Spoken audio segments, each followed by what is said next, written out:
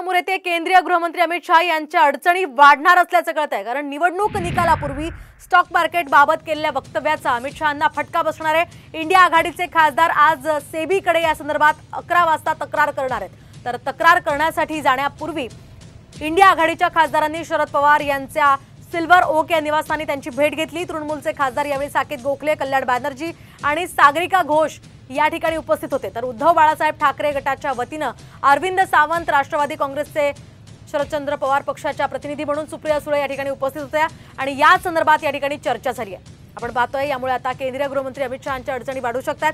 या संदर्भात आपण अधिक माहिती जाणून घेऊयात आमच्या प्रतिनिधी रुपाली बडवे यांच्याकडून। रुपाली, काय अधिकचे अपडेट्स या संदर्भात? आज सकाळी खरं तर शरद पवार यांच्या सिल्वर ओक या निवासस्थानी इंडिया आघाडीच्या काही खासदारांनी शरद पवार यांची भेट घेतली। भेटीमध्ये खरं तर हा जो एक विषय चर्चेमध्ये आला तो महत्त्वाचा विषय होता।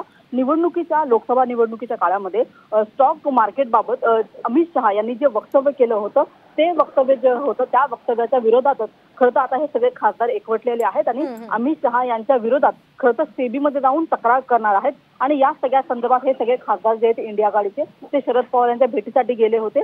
अमित शहा यांनी केलेल्या स्टेटमेंटबद्दल खरं तर शरद पवार आणि इंडिया आघाडीच्या खासदारांमध्ये चर्चा सुद्धा झाली आणि एकूणच या बैठकीमध्ये आपण बघतो की तृणमूलचे खासदार देखील होते, राष्ट्रवादी काँग्रेस शरदचंद्र पवार हे स्वतः त्या ठिकाणी उपस्थित होते, सोबतच सुप्रिया सुळे होत्या, अरविंद सावंत होते, विद्या चव्हाण होत्या। तर असे सगळे महत्त्वाचे जे सगळे नेते मंडळी आहेत त्यांच्या नक्कीच रुपाली, या संदर्भातले सगळे अपडेट्स तुमच्याकडनं जाणून घेत राहणार आहोत। तुर्तास धन्यवाद दिलेल्या या सविस्तर माहितीसाठी।